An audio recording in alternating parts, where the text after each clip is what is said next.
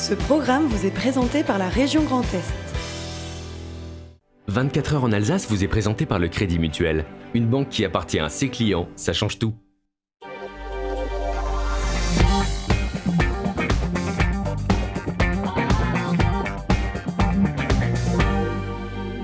Madame, monsieur, bonsoir, bienvenue pour une heure d'actualité 100% Alsace, 100% régionale, mais vous le savez, c'est la tradition du vendredi, on partira en vacances. Un petit heure de vacances nous amène en Espagne ce soir. Regardez, nous sommes du côté de Alicante, vous saurez tout avec Emmanuel Monod. Ne manquez surtout pas nos programmes ce week-end. La finale de Chef à bord, c'est ce week-end, on va la diffuser. C'est Célia qui nous dira tout dans Avoir à faire. Et dans l'actualité, on reçoit Jean-Luc Holz, éditeur du Passe-Plat Gourmand Alsacien. 3 éditions, Bas-Rhin, Haut-Rhin et Centre-Alsace. Vous saurez tout puisqu'il va être mis en vente le Black Sunday. Ce sera donc ce dimanche et on vous raconte cela dans quelques instants. Avant cela, c'est le JT, Camille Roland.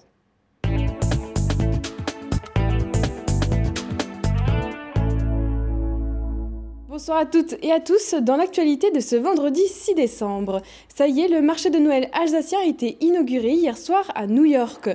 Nos produits régionaux y seront exposés pendant 2 semaines dans une trentaine de chalets en plein cœur de Manhattan. Depuis quelques années, les dons aux associations sont en baisse. Ce week-end, la 33e édition du Téléthon est lancée. Sera-t-elle aussi concernée? Plus d'informations dans notre journal. Et puis, manger un burger équilibré et bon pour la santé, c'est l'ambition du Fast Food Labo qui ouvre ses portes à la Cruteno. Mais pour commencer, après un premier jour de mobilisation qui a rassemblé 806 000 manifestants en France, selon le ministère de l'Intérieur, et 1,5 million pour la CGT contre la réforme des retraites, la grève continue. L'intersyndicale s'est réunie ce matin à Paris. Elle appelle à une nouvelle journée d'action interprofessionnelle mardi 10 décembre.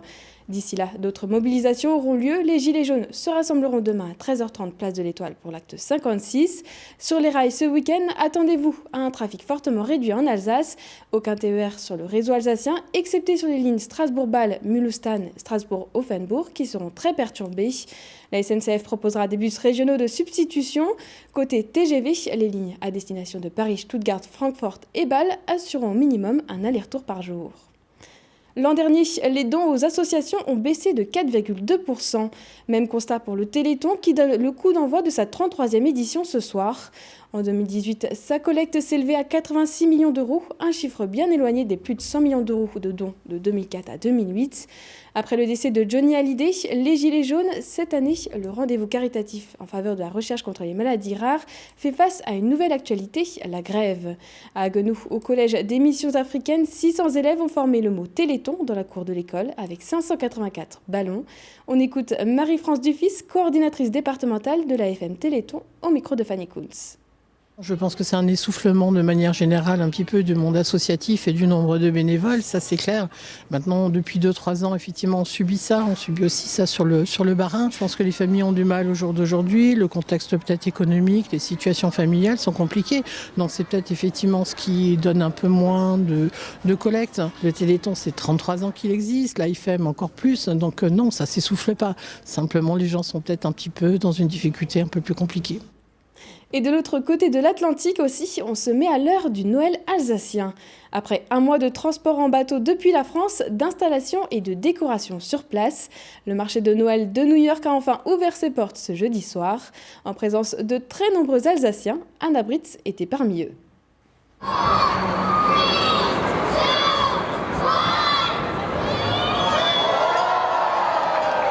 C'est l'aboutissement de plusieurs années de travail et de tractation. Enfin, l'Alsace et ses traditions brillent au cœur de New York. Et les premiers à se presser dès l'ouverture de ce marché de Noël sont les Alsaciens expatriés venus soigner le mal du pays à grands coups de tarte flambée ou de vin chaud. Allez, voilà. C'est très bon et ça a beaucoup de goût. Bon, je suis en train de boire un petit verre de vin chaud. Ça fait plaisir. Même s'il est à $10, ça va. On est à New York, c'est normal.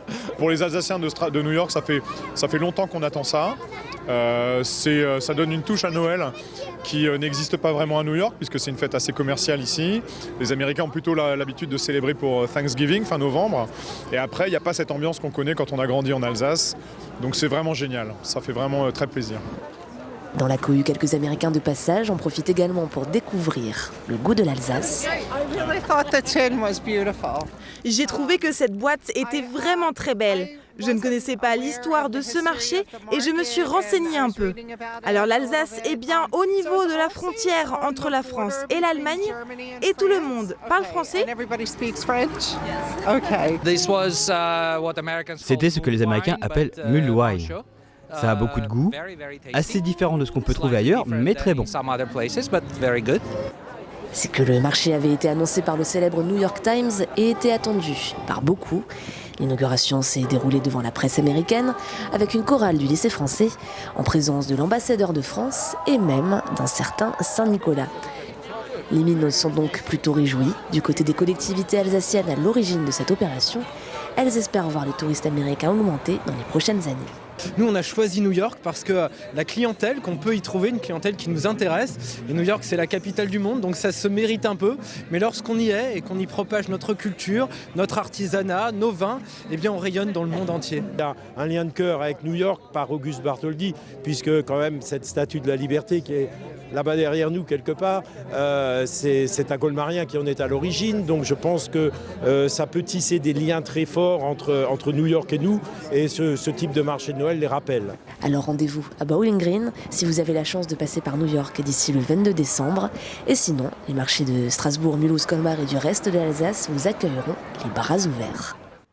Tradition de Noël toujours avec les brédeleux ou bradala pour les Haut-Rhinois, à chacun son appellation. À l'approche de Noël, la confection de ces petits biscuits à la cannelle, au citron ou encore nature est une tradition bien alsacienne. Depuis 10 ans, la pâtisserie chez Willy à Münster nous livre leurs secrets de fabrication. Marine Dix a testé un atelier pour vous. Alors mesdames, bonjour. Donc je me présente, Willy, bienvenue chez moi pour un petit atelier bredala. Donc c'est surtout une démonstration de bredela, vous allez en faire quelques-uns aussi. On va faire vraiment la base, les bredala de base, avec les spritz bredela, schwoba bredela et botte bredela. À Münster, comme dans tout le Haut-Rhin d'ailleurs, on dit bredala pour petit gâteau de Noël. Peu importe, aujourd'hui il n'est pas question de prononciation, mais de confection. Et avant de mettre la main à la pâte, l'ambiance est studieuse. Et quand c'est fait, on incorpore 600 g de farine. Tout au long de l'atelier, Willy Fritsch, le pâtissier, va distiller de nombreux conseils. Les participants du jour n'en perdent pas une miette. Chaque année, moi j'assiste avec plaisir donc, à un atelier de bredeli chez Willy en tout cas. C'est un excellent pédagogue, beaucoup d'astuces et puis ça crée une bonne ambiance relationnelle. Ça fait 3 mois que j'habite sur Münster et je ne connaissais pas du tout les bredeleux. J'en ai jamais fait, je connaissais mais je n'en ai jamais fait, donc je suis venue pour apprendre un peu les traditions locales. Quand on est devant un livre de recettes, c'est pas la même chose que de les faire et de voir avec quelqu'un qui a l'habitude de les faire et qui vous explique des petits trucs qu'on n'a pas toujours sur les livres de recettes.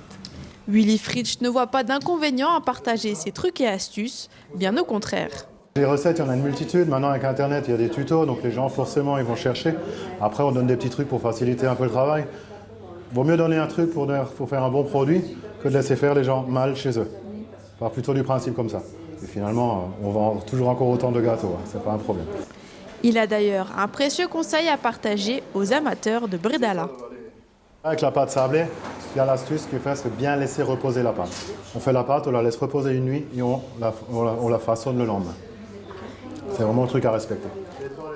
À Münster, les gâteaux de Noël sont au centre de l'attention pendant les fêtes.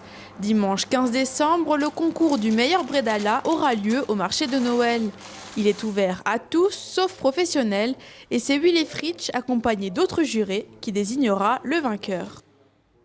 Restauration encore, manger rapidement et sainement à un prix abordable. Il n'est pas toujours facile de combiner tous ces éléments. C'est pourtant le défi que s'est lancé Labo, un fast-food nouvelle génération qui ouvre ses portes demain midi à la Cruteno. Il propose des burgers accessibles à tous et promettant d'être bons pour la santé. Direction les cuisines de Nathan et Arthur, les créateurs du concept, qui élaborent ces sandwichs approuvés notamment par les nutritionnistes des joueurs de la SIG. Fanny Kuntz.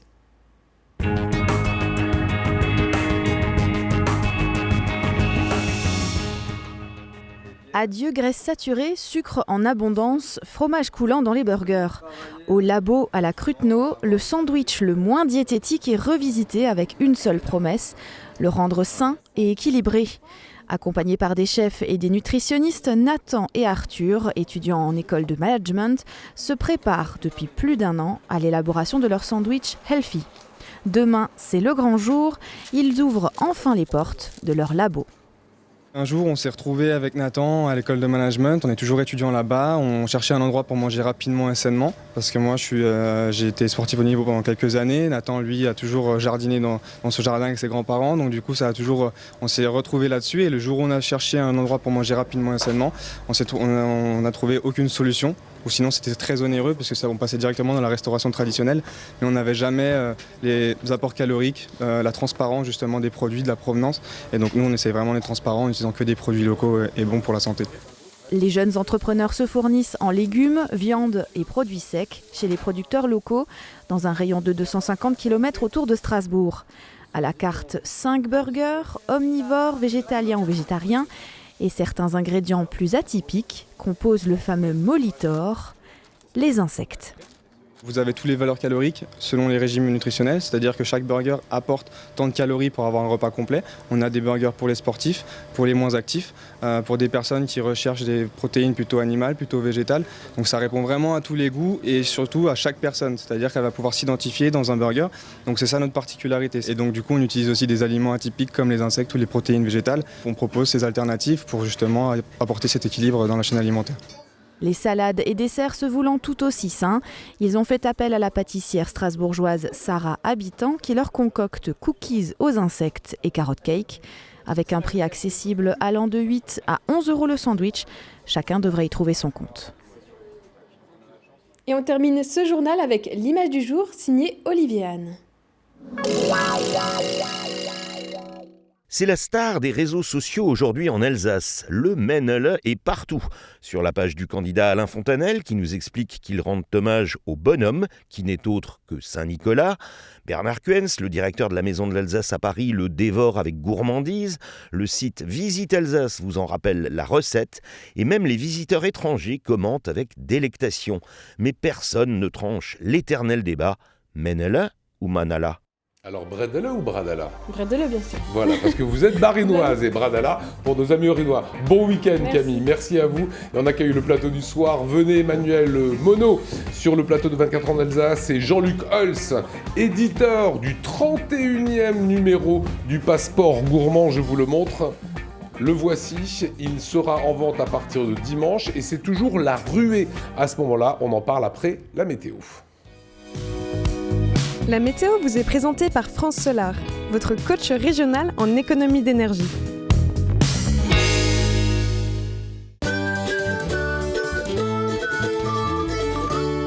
Bonjour à tous, eh bien ce sera un samedi pluvieux et heureux, je l'espère. Et oui, la pluie sera présente absolument partout en Alsace ainsi qu'aux frontières rhénanes. Les températures en ce samedi matin, il fera 6 degrés sur l'ensemble du Bas-Rhin. On retrouve ces 6 degrés si vous êtes à Karlsruhe et Kiel, 7 degrés pour Colmar et Fribourg, 5 si vous êtes à Mulhouse et 6 dans le nord de la Suisse. L'après-midi, pas de changement, toujours beaucoup d'intempéries. On va essayer d'apercevoir un petit peu le soleil tout de même. Et les températures, regardons ensemble en cet après-midi, eh bien il fera toujours 7 degrés dans le col de Saverne, 11 degrés ce sera la maximale à Colmar, 10 pour Strasbourg, 9 degrés partout ailleurs en Alsace ainsi que chez nos voisins allemands et 10 degrés dans le nord de la Suisse. Vos prévisions pour votre dimanche, eh bien toujours de la pluie et des températures qui seront comprises entre 8 et 10 degrés dans votre après-midi. En ce samedi, nous célébrons les Ambroises. Bonne fête, le soleil se lèvera à 8h06 pour nous dire au revoir à 16h33. Je vous souhaite un excellent moment et à demain.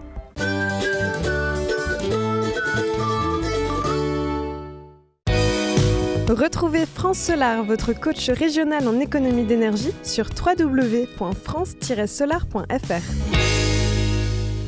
Il est l'éditeur du Passeport Gourmand Alsace. Jean-Luc Holz, comment allez-vous ? Très bien, merci bien. Soyez le bienvenu, nouveau Passeport Gourmand, ça va être mis en vente ce dimanche. Alors avant qu'on rentre dans le détail de ces ventes qui sont assez folles, comme vous allez pouvoir vous en rendre compte, expliquez-nous le concept, pour celles et ceux qui ne connaîtraient pas, un concept qui dure quand même depuis 31 ans. Oui, il a été créé en 1988. Donc, c'est-à-dire une autre époque, puisque à l'époque, il n'y avait pas d'Internet et tout ça. Donc, c'est un petit guide. Pas de téléphone à l'époque non plus. Pas de téléphone portable, je dirais. Donc, on était dans le petit guide papier. Donc, il faisait 30 pages à l'époque. Je l'avais ramené d'ailleurs, je crois, l'année dernière. Et donc c'était une idée qui était testée, donc, et à l'époque je ne pensais jamais que ça allait durer 30 ans. Et ça a super bien marché. Pas tout de suite, on va dire. J'ai quand même mis quelques années à l'imposer, mais au bout de 7 ans, ça a commencé à très très bien marcher. Et puis aujourd'hui, toute l'édition est vendue tous les ans. Voilà. Alors il y a une tradition, c'est le 8 décembre. 8 décembre, c'est donc dimanche, Emma. Et ce dimanche-là, à partir de minuit, vous allez les mettre en vente. D'abord, pourquoi le 8 décembre ? Le 8 décembre, en fait, c'est la création officielle des éditions Ovenco. Le 8 décembre 1988. Que vous avez créé, vous ? Que j'ai créé, moi. Donc, c'était une date un petit peu bizarre, parce qu'on ne crée pas une entreprise un 8 décembre, on attend le 1er janvier en général. Mais voilà, donc ce qui était une bizarrerie à l'époque, c'est devenu un gros argument de vente pour les fêtes de fin d'année. Bon, au Black Friday, vous avez fait des affaires un peu ? Plein d'affaires. Plein d'affaires, vous aussi ? Aucune affaire. Aucune affaire. Après le Black Friday, voilà le Black Sunday. Ça va donc se passer ce week-end à partir de dimanche, de samedi soir même, minuit. Les gens peuvent aller sur le site internet et ont une réduction équivalente à l'édition, au nombre d'années passées. Voilà, tout à fait. En fait, c'était une idée qui m'était venue en 2012, quand il y avait la soi-disant fin du monde sur le calendrier des Mayas, le 12-12-2012. À l'époque, je fêtais les 24 ans du passeport gourmand. Je me suis dit, tiens, je pourrais faire quelque chose sur 24 heures. Et puis, quoi faire ? Donc, j'ai réfléchi, j'ai posé des questions à droite et à gauche. Et puis, on m'a dit, pourquoi pas faire 24% de réduction pendant 24 heures pour les 24 ans ? Je dis, tiens, c'est pas mal. Et puis, c'est comme ça qu'est née cette idée. Voilà, et donc là, j'ai bien compris, c'est 31%. Voilà, là, c'est les 31 ans qu'on va fêter dimanche, donc le 8 décembre. Donc, il y aura pendant une journée, à titre exceptionnel, 31% de réduction sur le site internet du passeport gourmand. Alors, pour qu'on comprenne bien, quand je dis que c'est un vrai engouement, c'est assez délirant. Des milliers d'Alsaciens étaient connectés sur le site du passeport gourmand le 8 décembre dernier, à partir de minuit et quelques. Il y a eu combien de vues sur internet, sur votre site ? Sur le site, au niveau fréquentation, je sais que pour l'instant, le record, c'est plus de 16 000 personnes qui sont venues dans la même journée. Mais en page consultée, ça représente des centaines de milliers de pages. Je n'ai pas le chiffre. Moi, j'ai 230 000 pages. Oui, c'est possible. Voilà, c'est un chiffre incroyable. Et la première commande, puisqu'on peut commander sur Internet à partir de minuit et 1 seconde, l'an dernier, c'était à quelle heure ? L'an dernier, je ne sais plus, mais je sais que tous les ans, en général, minuit passé, ça démarre très vite. Dans les 30 secondes qui suivent, les premières commandes arrivent. Voilà, minuit, 2 minutes et 31 secondes. Ça, c'était l'an dernier. Et la dernière commande a été passée à 23h59, 47 secondes. Voilà. Il y a quand même des vicieux. Hein. Oui, non. Mais je dirais, il faut quand même dire, pour être franc, moi, je laisse en général 5 minutes supplémentaires après minuit pour que les retardataires puissent quand même encore commander. Alors, est-ce que on ne peut pas dépasser le record de vente cette année ? C'est impossible de dépasser un record de vente ? Non, parce qu'à un moment donné, je suis limité dans le nombre, puisque le tirage est limité à 7000 exemplaires pour l'édition du Barin. Pourquoi vous faites ça ? Pourquoi vous n'en faites pas plus ? Moi, j'aimerais bien en faire plus. Après, c'est pour les accessibilités dans les restaurants. Parce que parmi le choix des établissements partenaires, il y a toujours des restaurants qui sont très, très fréquentés, d'autres qui le sont un peu moins, et puis ça poserait problème à ce niveau. Voilà, vous vous souvenez le prix de la première édition en 1988 ?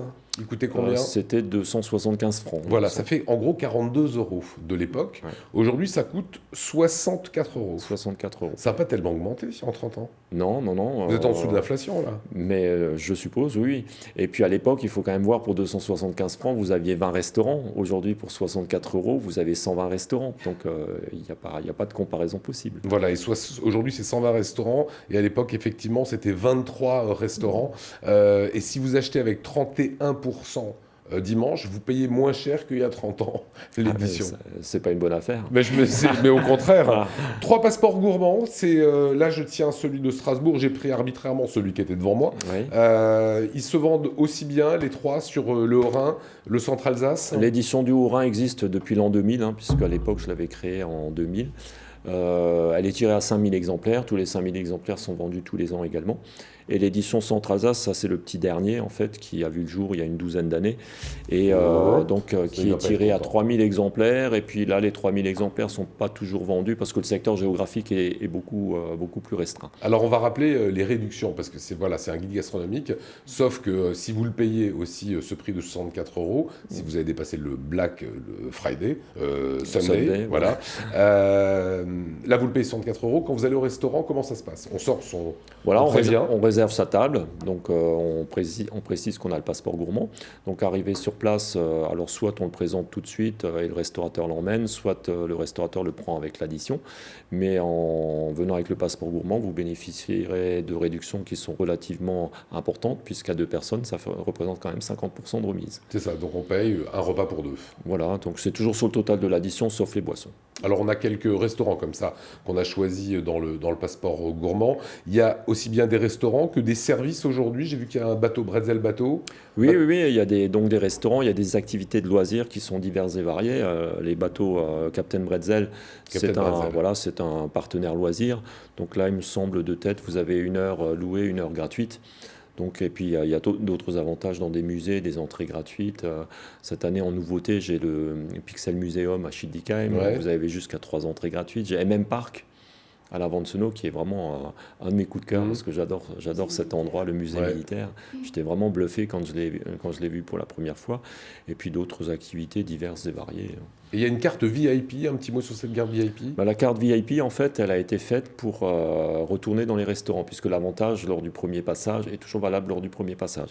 Donc avec la carte VIP, vous pouvez retourner dans les restaurants, vous avez une remise de fidélité qui sera un petit peu moindre, puisque ça sera entre 10 et 20%, mais à chaque fois que vous retournerez dans les établissements partenaires. Et la carte VIP se paye, ça a un coût de... Non, elle est offerte avec le passeport gourmand. D'accord, donc on a une première grosse réduction de 50% si on est à 2, et après à chaque fois on aura 10%. C'est ça. Voilà, c'est 10, 15 ou 20, ça dépend du restaurant, puisqu'il faut le voir directement sur la page de chaque établissement. Donc à partir de samedi soir, demain soir, minuit, ça va commencer à crépiter le site internet. Voilà, à partir de minuit, on sera tous devant les ordinateurs et puis ça va fonctionner toute la nuit. Moi, je suis toujours sidéré quand je regarde les commandes à 3h du matin, 4h, 5h du matin. Les gens ne dorment pas, c'est assez fou. Mais vous faites quoi sur cette journée-là de vente sur 7000 exemplaires par exemple ? Je fais quoi donc, vous en vendez combien ? L'année dernière, on en a vendu plus de 2000. Ah oui, d'accord. Plus de 2000 dans la journée. Les chiffres, les prévisionnels cette année, on va dire, on espère en vendre plus de 2500 dans la journée. Toutes les éditions confondues, les 3. Voilà, c'est un beau cadeau de Noël en plus. Voilà. Vous restez avec nous, on va vous emmener en vacances à présent avec Emmanuel Monod. Un air de vacances, c'est parti.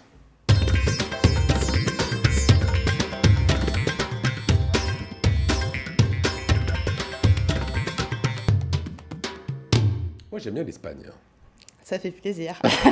On part où ce soir ? Ça tombe bien même. Ah bon ? Parce que ce soir, on met le cap sur l'Espagne. Alors, première petite info, c'est le pays où il y a la meilleure santé.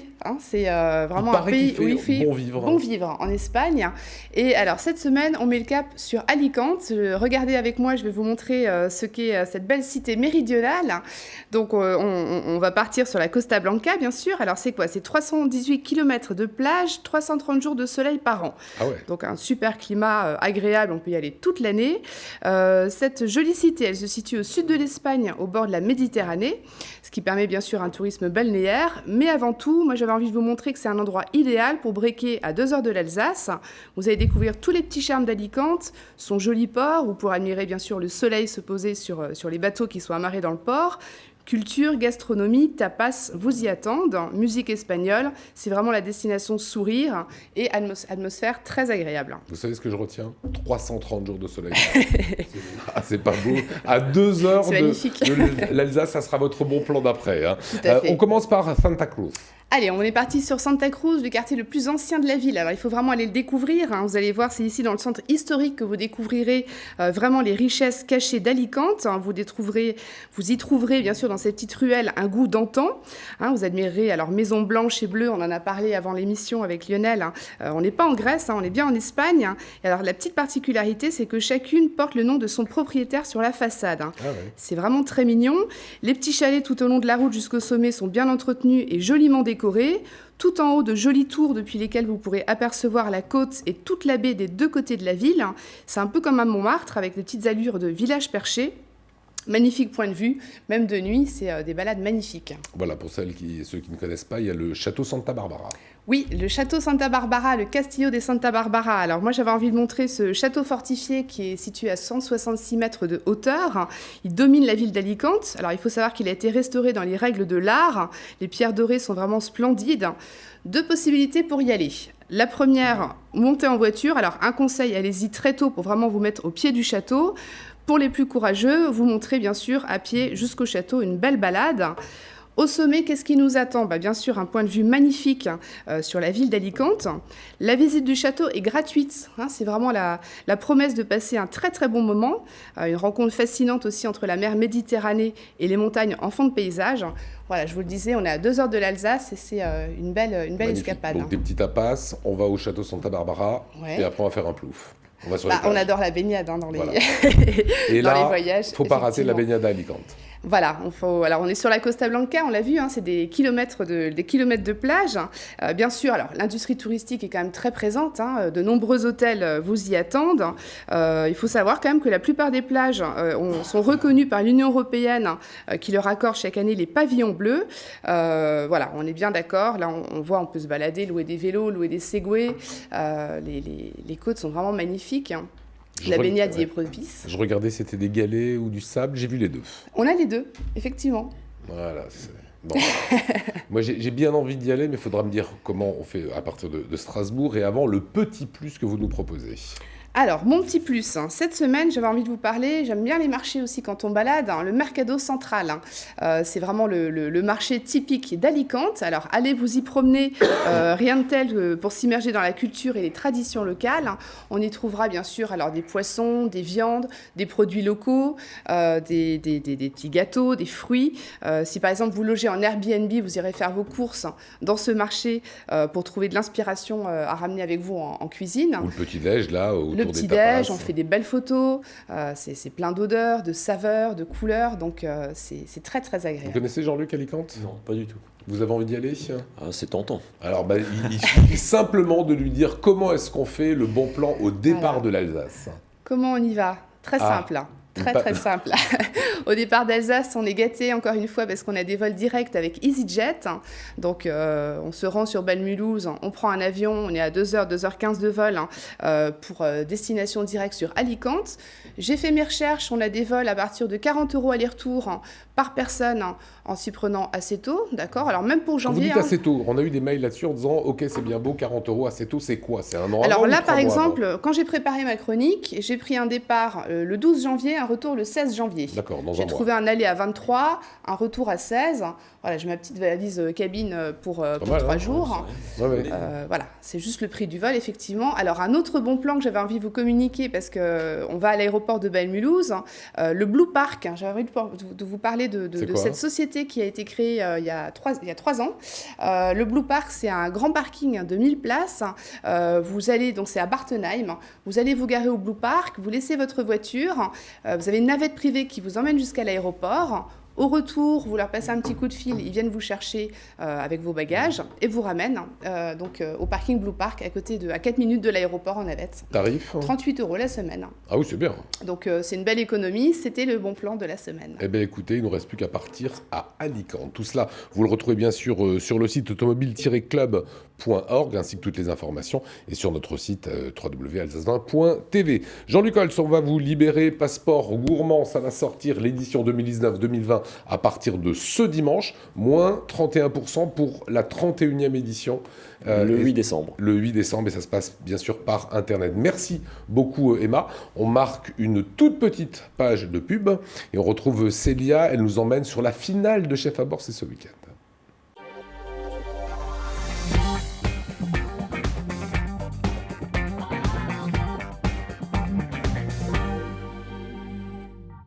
Et retour sur le plateau de 24 heures en Alsace avec Avoir à faire. C'est tout simplement une sélection de nos programmes à ne pas manquer. Entre parenthèses, je dirais Chef à bord, c'est la finale, ça sera ce week-end. Et quelques sorties à suivre, c'est parti.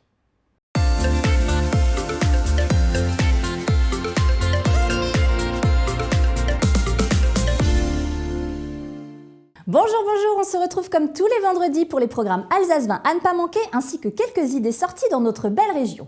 En attendant les vacances de fin d'année et les programmes de fête, votre magazine Carrément a pris un peu d'avance et nous a d'ores et déjà préparé son Best-of 2019. Une émission qui revient sur les temps forts de cette saison, avec toutefois un petit inédit, le tout dernier épisode de la série Les Mystères de l'Est, où vous découvrirez enfin ce qu'il va arriver à ce pauvre Siegfried et à son caméraman. Ça tourne à l'antenne depuis jeudi, mais vous pourrez le revoir ce week-end, notamment samedi à 20h sur Alsace 20 ou en replay sur le www.alsace20.tv comme d'habitude.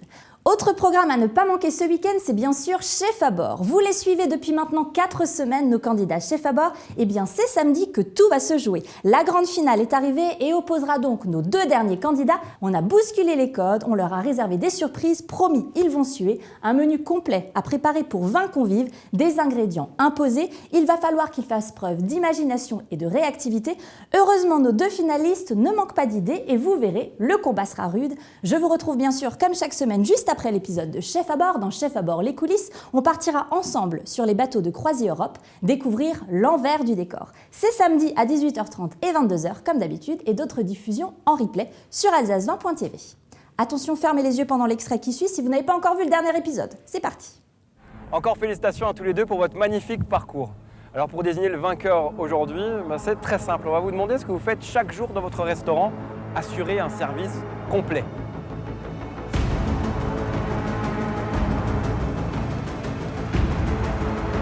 Je sais qu'en face, ça va être costaud, quoi.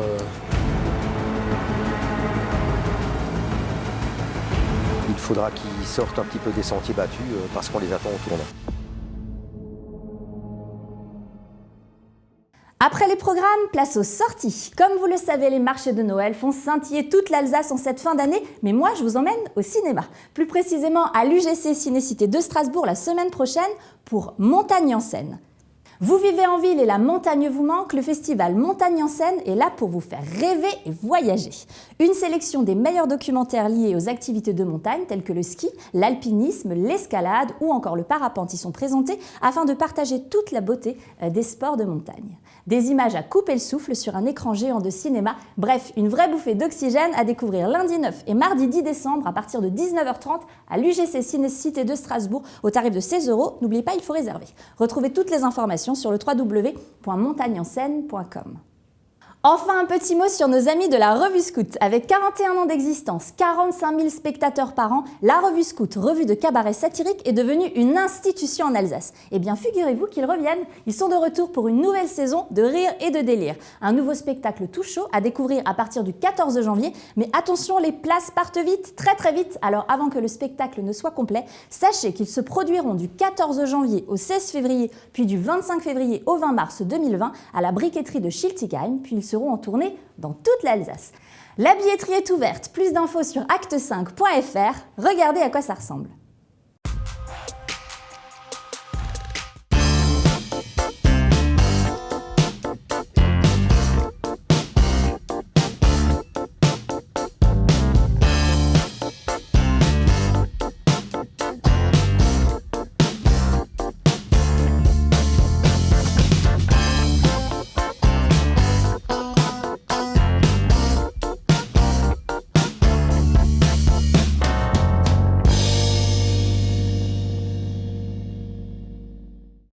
Voilà, j'espère que le programme vous plaît. On se retrouve dès la semaine prochaine. D'ici là, je vous souhaite un excellent week-end. Salut!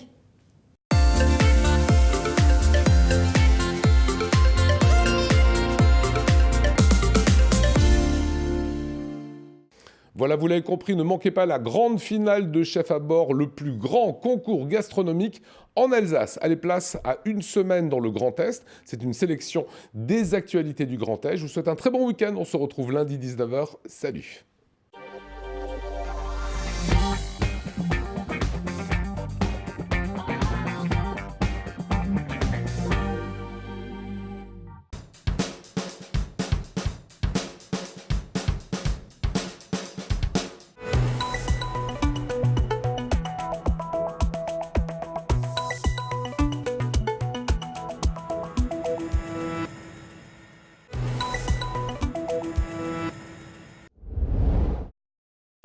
Sur la ligne de départ, ils sont encore 34, mais à la fin, il n'en restera qu'un.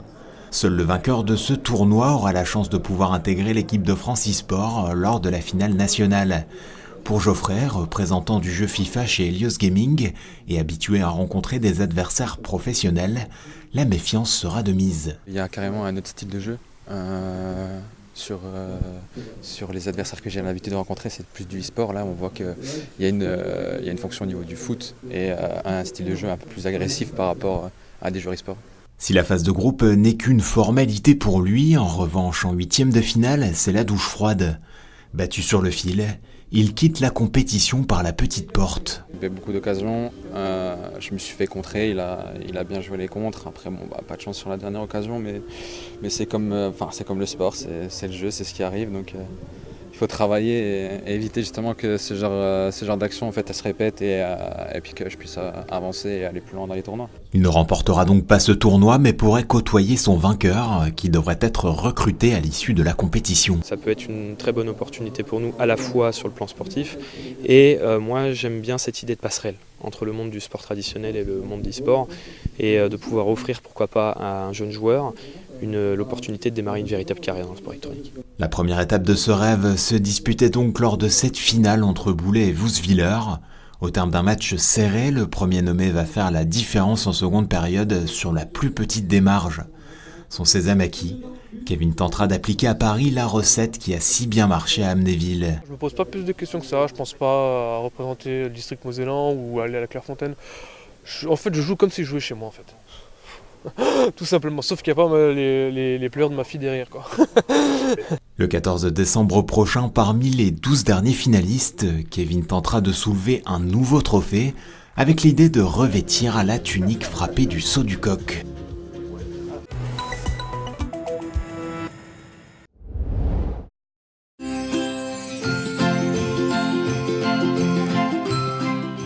Sur le marché de Noël de Strasbourg, les chalets se suivent et ne se ressemblent pas. Place Broglie, Thierry Delorme présente ses santons. Des santons 100% alsaciens. Depuis le coup d'envoi du marché, les clients se succèdent car c'est le moment ou jamais d'acquérir ces petits personnages à placer dans la crèche. La plupart du temps, les gens viennent chercher leurs commandes qu'ils ont passées l'année précédente. C'était beaucoup de travail préparatif avant. Ouais. Et justement, pour en savoir plus sur leur fabrication, petit retour en arrière, direction Thalles-Marmoutier. Bonjour, bienvenue dans l'atelier où on fabrique les seuls santons alsaciens au monde. Et ces santons sont en effet 100% alsaciens, la terre provient du potier voisin et pour que les petits êtres prennent vie, place à l'imagination et à la dextérité de Thierry. Donc au départ, on crée un modèle en argile, c'est-à-dire qu'on le sculpte dans de l'argile. Une fois que le modèle est fait, on le cuit. Une fois qu'il est cuit, on refait une empreinte de ce modèle, ce qui nous permet d'avoir un moule en deux parties. Quand on a ce moule, on coule de la terre liquide. Il faut laisser sécher la terre environ 12 heures. Quand elle est sèche, on démoule donc le santon, hop, on ouvre le moule et apparaît le santon brut. C'est-à-dire qu'il a un joint en terre qu'il faut ébarber avec un petit couteau ou avec un cutter pour nettoyer. Donc il faut retravailler un peu tout le santon. Après avoir reposé et séché, il faut encore les cuire puis les colorer. La famille Delorme a déjà réalisé une 50aine de personnages et autres animaux. Une activité débutée il y a 25 ans pour cet Alsacien d'adoption.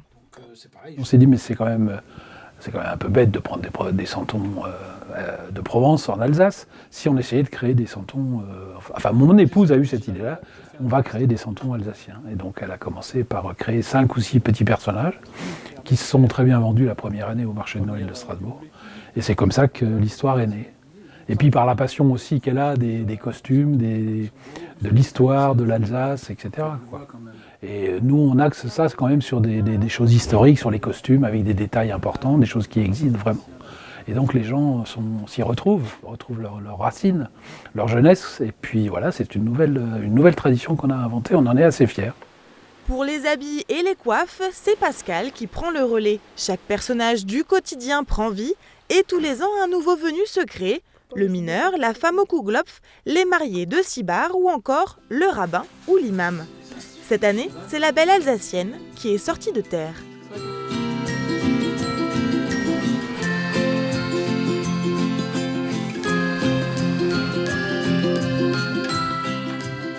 Chaque personnage a son histoire et son habit traditionnel. Je cherche, puisqu'il y a plusieurs sortes de coiffes, je fais celle qui sortira le mieux en santon. Cette année, 900 santons attendent de prendre place dans de nouvelles crèches alsaciennes et le couple sait qu'il leur reste encore de nombreux Alsaciens à créer car les personnages ne manquent pas. Et leur fille souhaite même reprendre le flambeau.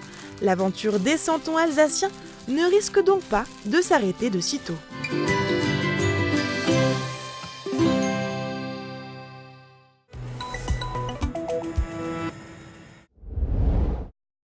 Lorsque Grégory prend le volant de sa Mini 1000, restaurée durant 2 ans et demi avec l'aide de son père, il replonge dans le passé. Pas de direction assistée, bien sûr, mais c'est des petits trous, ça tourne bien. Les premiers tours de roue de cette voiture datent de 1978.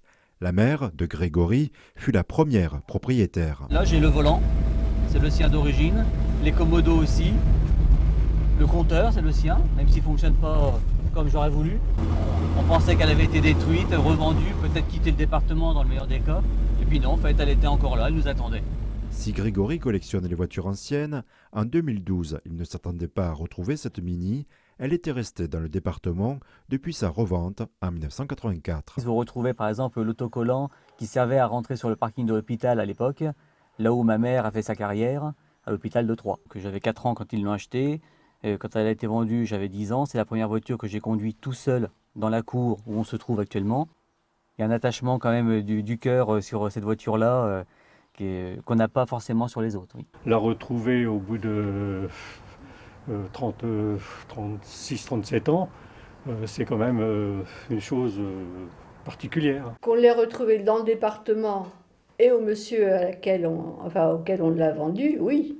Parce que je pensais qu'elle était partie, moi, où elle était à la casse. Grégory a longuement hésité entre la garder dans son jus ou la restaurer avec soin. Par exemple, la sellerie, les sièges n'étaient plus dans la voiture. J'ai retrouvé des modèles identiques au millésime. On a été jusqu'en Corrèze pour en chercher. Ils ne sont pas en parfait état, mais au moins c'est les bons modèles pour le bon millésime. Lors de l'immatriculation, Grégory a préféré la liberté d'usage d'une carte grise normale plutôt que de collection. Pour s'en servir tous les jours sans aucun problème, c'est pas encore au point totalement. Au minimum de faire une sortie avec un club d'Austin Mini pour pouvoir en voir d'autres et puis la montrer aux amateurs pour qu'ils puissent me dire exactement ce qu'ils en pensent de ma restauration. Suite à cette aventure, la famille Michel prévoit de préserver une 306 cabriolet de près de 20 ans en évitant de la revendre.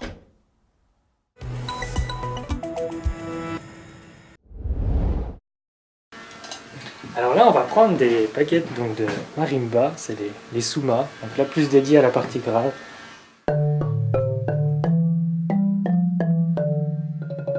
Un seul et même instrument, mais des dizaines de sonorités différentes. Après là, c'est des baguettes donc, de vibraphone, donc celle-là c'est plutôt dédiée à la partie intermédiaire. Donc celle-là, voilà, c'est un mélange de dur et de grave. Alors, Ce mariage si singulier, c'est à la baguette qu'on le doit. Qu'elle soit en bois, en bambou ou en rotin, surmontée d'une tête en caoutchouc ou en laine, la baguette résonne en fonction de sa composition. Après, non loin de Bruyères, l'entreprise Vibrawell en a fait son cœur d'activité. C'est ici, dans la scierie, que la conception démarre. Les planches de bois sont d'abord découpées en lamelles carrées. Après, il faut faire les arrondis approximatifs. Et sur la ponceuse, à la fin, on fait les cotes exactes. C'est au 10e millimètre qu'il faut que ce soit juste et tout pareil pour avoir le même son et le même poids et que ce soit des paires parfaites. Dieter et sa femme Monika sont originaires d'Allemagne. Voilà près de 40 ans qu'ils sont installés dans les Vosges. D'abord fabricants d'instruments à percussion, ils ont ensuite repris cette manufacture de baguettes. Aujourd'hui, le couple souhaite prendre sa retraite et a décidé de passer la main à Nicolas Triboulot, un Vosgien de 23 ans, séduit par cette activité. Dans les Vosges, on a le bois.